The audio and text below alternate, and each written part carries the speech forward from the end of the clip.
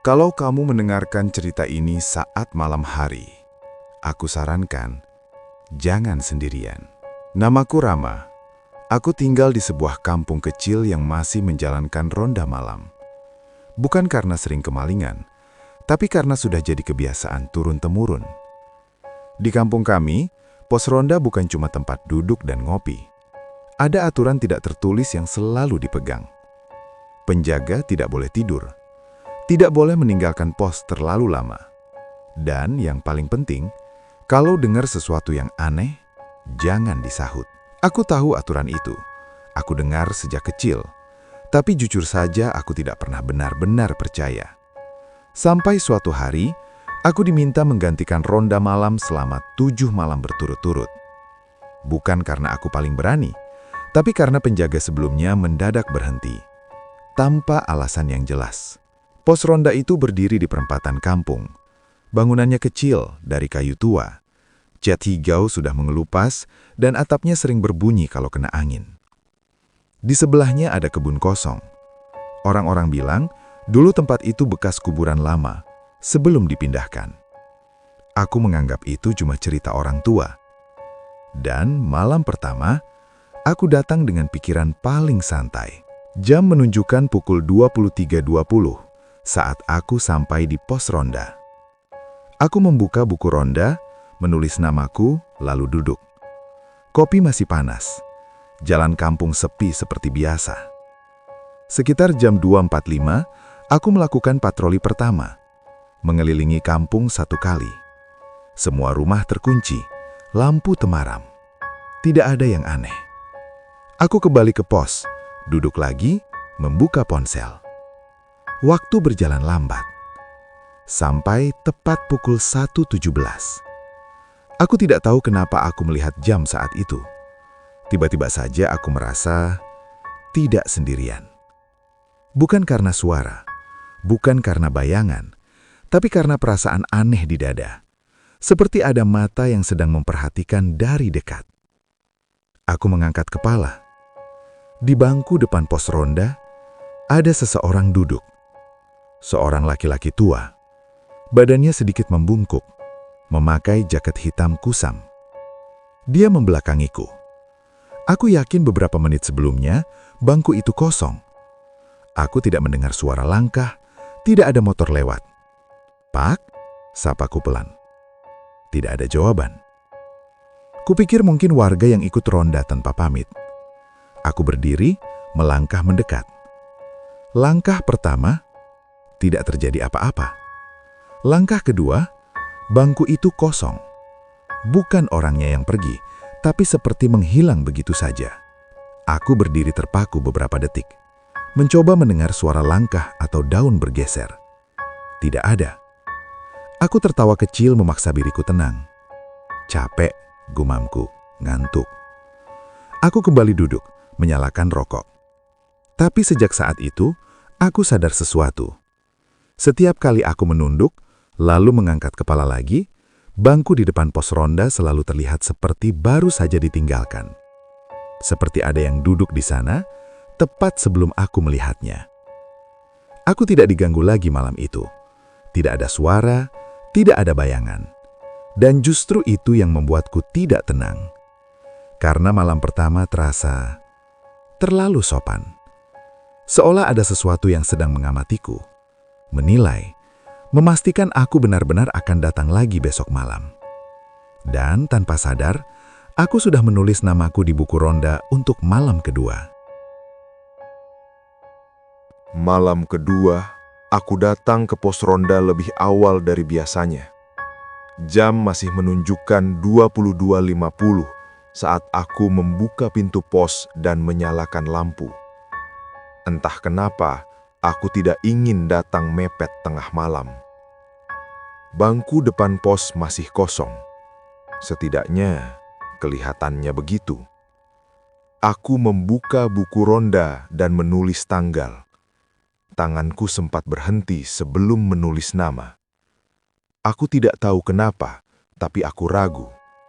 Seperti ada perasaan kalau aku menulis namaku malam itu, aku benar-benar akan terikat dengan pos ini. Akhirnya, aku menulis juga. Sekitar jam 23.30, Pak Darto datang. Langkahnya pelan, tapi yakin. Wajahnya tenang, seperti orang yang sudah terlalu sering jaga malam. "Kamu yang jaga lagi?" tanyanya. Aku mengangguk. Bangku depan pos Pak Darto duduk. Bangku yang malam kemarin membuatku tidak nyaman. Aku memperhatikannya. Bangku itu tidak berderit, tidak bergeser, seolah memang sudah biasa diduduki. "Pos ini kelihatannya sepi," kata Pak Darto sambil menyalakan rokok. "Tapi sebenarnya nggak pernah kosong." Aku menelan ludah. "Kemarin saya lihat orang duduk di sini, Pak, tapi hilang." Pak Darto menghembuskan asap rokok perlahan. "Makanya aku datang malam ini." Kami diam beberapa saat. Hanya suara jangkrik dan angin. Sekitar jam 1.55, suasana berubah. Bukan gelapnya, bukan dinginnya, tapi suara kampung menghilang. Tidak ada jangkrik, tidak ada motor jauh, tidak ada anjing. Hening yang aneh. Dan tepat jam 2, semua anjing kampung menggonggong bersamaan. Gonggongannya panjang, panik, seolah melihat sesuatu yang tidak seharusnya lewat. Pak Darto berdiri. "Jangan lihat lama-lama," katanya pelan. Aku tetap menoleh ke arah kebun kosong. Di sana berdiri sosok yang sama seperti malam pertama. Jaket hitam, tubuh membungkuk. Kali ini menghadap ke arah pos. Wajahnya gelap, bukan tertutup bayangan, tapi seperti tidak ada. Aku ingin bicara, ingin bertanya, tapi Pak Darto memegang lenganku kuat-kuat. "Jangan disahut," bisiknya. "Kalau kamu jawab, dia bakal nganggep kamu siap." Sosok itu melangkah satu kali ke depan. Anjing menggonggong semakin keras. Lalu tiba-tiba, sosok itu berhenti dan menghilang begitu saja. Suasana kampung kembali pelan-pelan. Anjing berhenti. Aku menarik nafas panjang. "Pak, itu apa?" tanyaku. Pak Darto tidak langsung menjawab. "Penjaga," katanya akhirnya. "Bukan buat nakutin, tapi buat mastiin pos ini diisi." Aku menatapnya. "Kalau nggak diisi?" Pak Darto mematikan rokoknya. "Dia bakal nyari pengganti." Malam itu, Pak Darto tidak lama tinggal. Sebelum pulang, dia berpesan satu hal. "Kalau dengar suara manggil namaku," katanya, "anggap itu angin." Aku mengangguk. Sekitar jam 2.17, aku sendirian lagi. Lampu pos berkedip sebentar. Aku melihat bangku depan pos, kosong. Tapi di atasnya, ada bekas dudukan, seperti baru saja ada yang bangun. Dan untuk pertama kalinya sejak aku ronda di sana, aku merasa yakin yang aku lihat malam pertama belum pergi. Dan malam kedua hanyalah awal dari sesuatu yang lebih panjang. Malam ketiga, aku datang ke pos ronda dengan perasaan yang berbeda. Bukan takut, lebih ke waspada. Sejak pesan Pak Darto malam sebelumnya, aku jadi lebih sering memperhatikan hal-hal kecil. Suara langkah, bayangan, dan terutama jam. Aku sampai di pos pukul 23.05. Lampu masih menyala stabil. Bangku depan pos kosong. Aku membuka buku ronda, menulis tanggal. Tanganku kembali berhenti sebelum menulis nama. Entah kenapa, setiap malam menulis namaku terasa seperti mengikat janji. Tapi aku tetap menulis. Sekitar jam 20.40, seseorang datang dari arah jalan kecil samping kebun. Langkahnya pelan, tidak terburu-buru. Seorang pria, usianya sekitar 30-an, memakai jaket abu-abu kusam. "Masih jaga?" tanyanya santai. Aku mengangguk. "Iya, Mas." "Ronda juga?" Nada suaranya normal, tidak aneh, tidak menakutkan. Dia duduk di bangku depan pos, bangku yang selalu membuatku tidak nyaman. Aku perhatikan, bangku itu tidak berderit. "Nama kamu siapa?" tanyaku. Dia tersenyum tipis. "Emang penting?" Aku membuka buku ronda. Biasanya dicatat. Dia melirik buku itu sekilas, lalu menoleh ke arah kebun. "Kamu yang jaga sekarang ya?" katanya tiba-tiba. Pertanyaannya terdengar aneh, seperti dia memastikan sesuatu. "Iya," jawabku pelan. Dia mengangguk, seperti puas. Kami duduk diam beberapa menit. Angin berhembus pelan. Suasana normal, terlalu normal. Aku melirik jam di dinding pos, 01.30. Padahal perasaanku belum lama kami duduk. Aku menoleh lagi ke arah pria itu. "Kampung sini sepi ya," katanya. "Tapi selalu ada yang jaga." Nada suaranya datar. Aku tidak menjawab. Aku sadar satu hal. Sejak dia datang, suara malam terasa berbeda. Lebih berat, lebih dekat. Aku menunduk, membuka ponsel. Saat aku mengangkat kepala lagi, bangku di depanku kosong. Aku berdiri cepat. "Mas," panggilku refleks. Tidak ada jawaban. Aku menoleh ke sekeliling pos. Tidak ada suara langkah, tidak ada bayangan pergi. Aku menatap buku ronda. Ada satu baris tulisan baru. Malam ketiga sudah diisi. Tulisan itu muncul di bawah namaku, dan yang membuat dadaku sesak, tulisan tangannya mirip dengan tulisanku sendiri. Aku menutup buku itu cepat-cepat. Jam dinding berdetak pelan. Aku melihat lagi, 01.17. Jamnya mundur. Aku duduk gemetar, mengatur nafas. Pesan Pak Darto terngiang jelas di kepalaku. Kalau dengar suara, jangan disahut. Kalau dipanggil, anggap angin. Sekitar jam 2.10, aku mendengar langkah kaki. Bukan dari jalan, tapi dari dalam kebun. Langkahnya pelan, mengitari pos. Aku menunduk, tidak berani melihat. Sebuah suara berbisik pelan, tepat di belakangku. "Kamu yang jaga sekarang." Bukan pertanyaan. Aku menutup mata, tidak menjawab. Langkah itu berhenti. Beberapa detik kemudian, suara kampung kembali terdengar. Saat jam menunjukkan 02.17, semuanya kembali normal, seolah tidak pernah terjadi apa-apa. Tapi malam itu, aku pulang dengan satu keyakinan. Yang datang ke pos ronda malam ini bukan orang ronda. Dan buku itu tidak mencatat manusia. Ia mencatat siapa yang siap menggantikan. Malam keempat aku hampir tidak datang. Aku sudah berdiri di depan rumah, kunci di tangan. Tapi kakiku terasa berat. Bukan karena takut, tapi karena perasaan seperti aku tidak punya pilihan. Akhirnya aku tetap berjalan. Jam menunjukkan 22.55 saat aku sampai di pos ronda. Lampu menyala seperti biasa. Bangku depan pos kosong. Aku duduk, membuka buku ronda. Namaku masih tertulis jelas di sana. Tanggal terus bertambah. Dan entah kenapa tulisan namaku terlihat lebih tebal dari sebelumnya. Sekitar jam 00.10, hujan mulai turun. Tidak deras, tapi cukup membuat udara dingin. Aku menutup jaket. Dan saat itulah aku sadar, jaketku sudah basah di bagian punggung. Padahal aku belum duduk di luar, dan bangku depan pos terlihat kering. Aku berdiri, menepuk-nepuk jaket, mencoba mengabaikannya. Sekitar jam 1, aku mendengar suara dari arah kebun. Bukan langkah, bukan bisikan, tapi seperti nafas seseorang yang berdiri terlalu dekat. Aku menahan diri untuk tidak menoleh.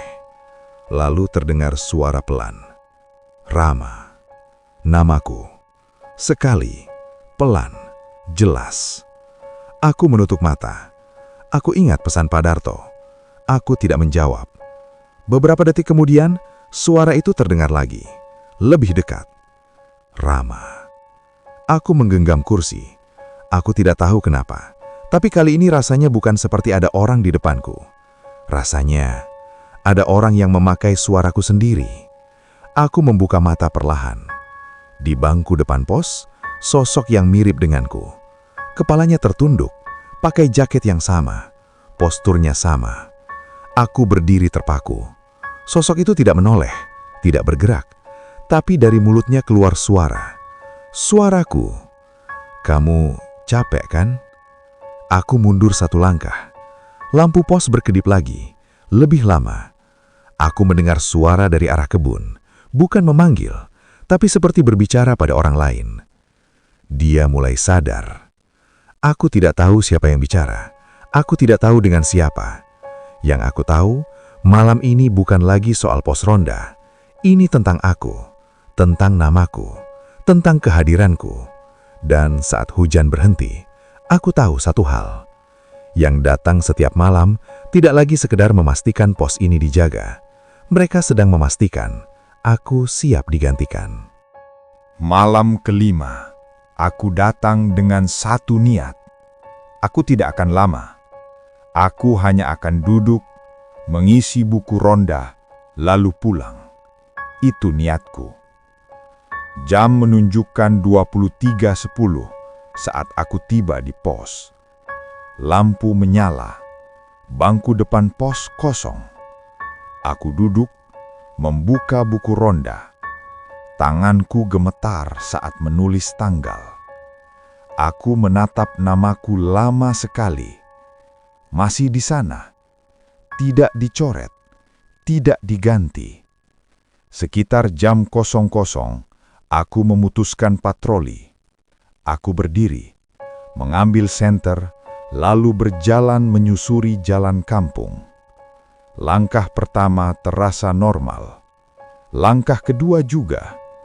Tapi setelah beberapa menit, aku merasa jalan ini terlalu panjang. Rumah-rumah terlihat sama. Lampu sama, bahkan suara langkahku terdengar berulang. Aku menoleh ke belakang. Pos ronda terlihat sangat dekat. Aku berjalan ke arahnya. Tidak sampai. Aku berhenti, menoleh ke depan. Di depanku ada sebuah rumah kosong. Aku yakin siang tadi rumah itu tidak ada. Pintunya setengah terbuka. Dari dalam terdengar suara kentongan. Tok, tok, tok. Irama ronda. Aku mundur perlahan. Aku berbalik lari. Aku melihat pos ronda dari kejauhan. Lampunya menyala terang. Aku berlari ke sana. Saat aku sampai, pos ronda kosong. Lampu mati. Aku menyalakan senter. Di meja pos, buku ronda terbuka. Halaman demi halaman berisi nama. Semua nama. Aku kenal. Nama orang-orang yang sudah meninggal di kampung ini. Aku membalik halaman terakhir. Di sana tertulis, Rama, penjaga. Tanggal di sebelahnya kosong. Aku menjatuhkan buku itu. Lampu pos menyala kembali. Jam dinding berdetak pelan. 02.17. Aku duduk lemas. Aku sadar sekarang, buku ronda bukan mencatat siapa yang datang. Buku itu mencatat siapa yang belum selesai. Dan malam ini, aku belum selesai. Malam ke-6, aku memutuskan untuk tidak datang. Aku duduk di rumah, lampu menyala terang. Televisi kubiarkan menyala tanpa suara. Jam di dinding rumah menunjukkan 22.40. Aku menatap jam itu lama sekali. Jarumnya bergerak normal, tidak ada yang aneh. Aku menarik napas lega. Tapi saat jarum jam menyentuh 22.55, dadaku tiba-tiba terasa sesak. Bukan sakit, tapi seperti ada yang menarik dari dalam. Aku berdiri tanpa sadar, memakai jaket, mengambil kunci.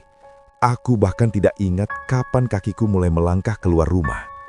Saat aku sadar, aku sudah berdiri di depan pos ronda. Jam di ponselku menunjukkan 23.03. Lampu pos ronda menyala redup. Bangunannya terlihat lebih tua. Catnya lebih mengelupas. Kayunya lebih lapuk. Aku duduk perlahan. Tidak ada suara kampung malam itu. Tidak ada jangkrik. Tidak ada anjing. Sunyi yang berat. Aku membuka buku ronda. Halaman kosong. Tidak ada nama. Seperti baru. Aku menutup buku itu cepat-cepat. Lalu terdengar suara pelan. Bukan bisikan. Bukan teriakan. Tidak perlu ditulis. Aku menoleh ke bangku depan pos. Kosong. Tapi aku tahu suara itu datang dari sana. Aku menunduk. "Kenapa saya?" tanyaku pelan. Tidak ada jawaban langsung. Beberapa detik kemudian, suara itu kembali. "Karena kamu datang." Aku menelan ludah. "Kalau saya berhenti?" tanyaku. Lampu pos berkedip. Jam dinding bertetak pelan, lalu berhenti. Jarumnya menunjuk 2.17. Suara itu terdengar lagi, lebih dekat. 1 malam lagi. Aku meremas buku ronda. Aku ingin marah, aku ingin lari. Tapi aku tahu, malam ini bukan tentang takut. Ini tentang keputusan. Dan entah aku siap atau tidak, keputusan itu sudah dibuatkan untukku. Aku pulang menjelang subuh. Tidak ada yang mengikutiku. Tidak ada suara. Tapi sepanjang jalan, aku merasa ada yang berjalan tepat di belakangku. Dan aku tahu, besok adalah malam terakhir.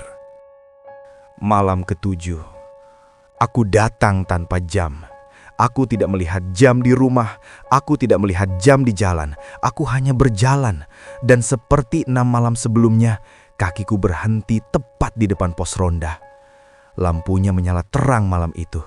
Lebih terang dari biasanya. Bangku depan pos terisi penuh. Bukan 1 orang, bukan 2. Semua bangku terisi. Mereka duduk diam, menghadap ke tengah pos. Tidak ada yang berbicara. Aku mengenali beberapa wajah. Wajah orang-orang yang pernah tinggal di kampung ini. Orang-orang yang sudah lama tidak ada. Di tengah mereka, duduk Pak Darto. Wajahnya tenang. Lebih muda dari terakhir kali aku melihatnya. "Kamu datang," katanya. Aku berdiri kaku. "Kata Bapak, jangan disahut." Pak Darto mengangguk pelan. "Itu buat 6 malam pertama." Ia mendorong buku ronda ke arahku. "Sekarang waktunya selesai." Tanganku gemetar saat membuka buku itu. Tidak ada halaman penuh nama lagi. Tidak ada coretan. Hanya 1 halaman. Nama, Rama, tugas, penjaga pos, malam ke-7. Aku menggeleng. Saya masih hidup. Pak Darto menatapku lama. "Kami juga dulu begitu." Aku menutup buku itu. "Apa yang terjadi kalau saya pergi?" Pak Darto tersenyum tipis. "Pos ini tidak boleh kosong." Aku menoleh ke bangku-bangku itu. Satu persatu mereka berdiri. Tidak mendekat, tidak mengancam, hanya berdiri. Lampu pos berkedip sekali. Dan untuk pertama kalinya, aku mengerti. Tidak ada yang ingin menyakitiku. Tidak ada yang ingin mengambil nyawaku. Mereka hanya ingin berhenti. Aku duduk di kursi penjaga. Buku ronda kembali terbuka dengan sendirinya. Aku mengambil pulpen. Tanganku bergerak. Aku menulis. Saat aku menutup buku itu, lampu pos padam. Aku terbangun di rumah. Pagi hari, matahari masuk lewat jendela. Aku mengira semua itu mimpi. Sampai sore hari, aku lewat depan pos ronda. Bangkunya kosong, lampunya mati. Tapi buku ronda tidak ada lagi di sana. Sejak malam itu, aku tidak pernah ikut ronda. Tidak ada yang memaksa, tidak ada yang menjemput. Hidupku berjalan normal, kecuali satu hal. Setiap malam, tepat pukul 2:17, aku selalu terbangun karena aku mendengar suara kentongan. Sekali, pelan, seperti tanda bahwa pos ronda itu masih dijaga.